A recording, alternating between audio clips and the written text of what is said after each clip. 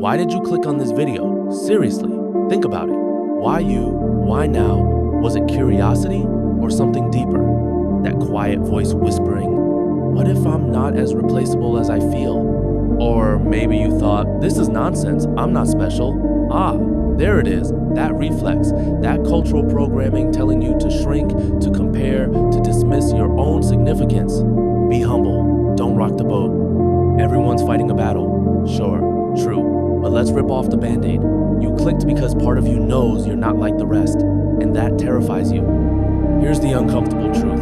This video wasn't randomly shown up in everyone's feed. Algorithms don't work on chance.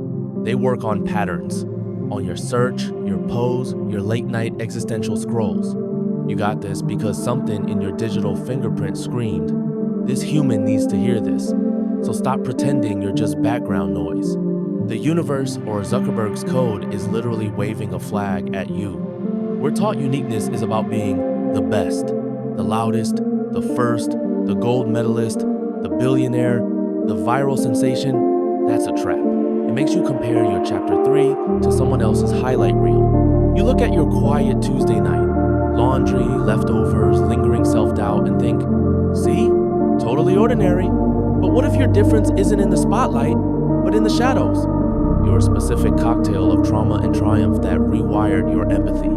That weird obsession you dismiss as just a hobby, coding plant genomes, collecting 17th century buttons. The way you notice the cashier's tired eyes every single time and ask if they're okay. These aren't accidents, they're your DNA in action. You walk into a room convinced everyone sees your flaws.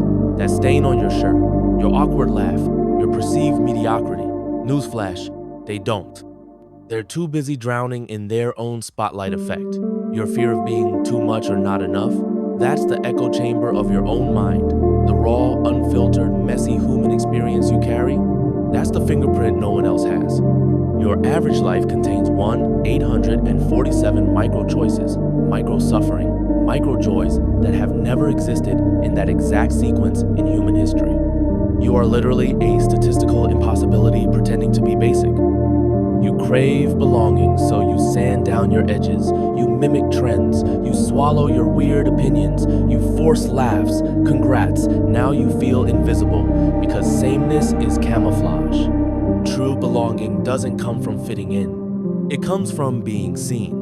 And you can't be seen when you're hiding behind a normal mask you bought off the rack. Your difference isn't the barrier to connection, it's the bridge. That niche passion, it's a homing beacon for your tribe. That pain you transformed into dry humor, it's a lifeline to someone drowning silently. Your flaws are access points for the people who actually matter. Forget changing the world overnight. Your difference operates in the granular, your consistency, showing up anyway when motivation dies. That gym streak, that project you chip at, that's rare. Your weird lens, how you see patterns no one else does. Your chaotic desk, it's a creativity incubator. Your recovery, how you bounce back after failure.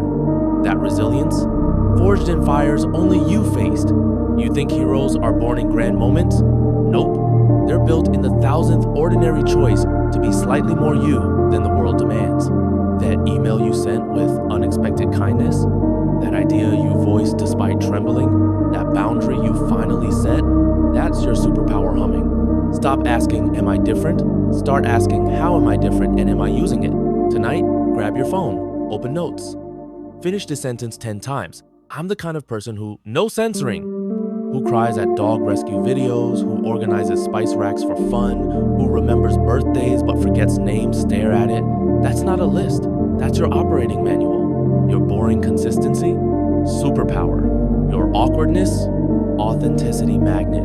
Your weird niche passion, future empire. You clicked because part of you knows. Now, will you finally believe it?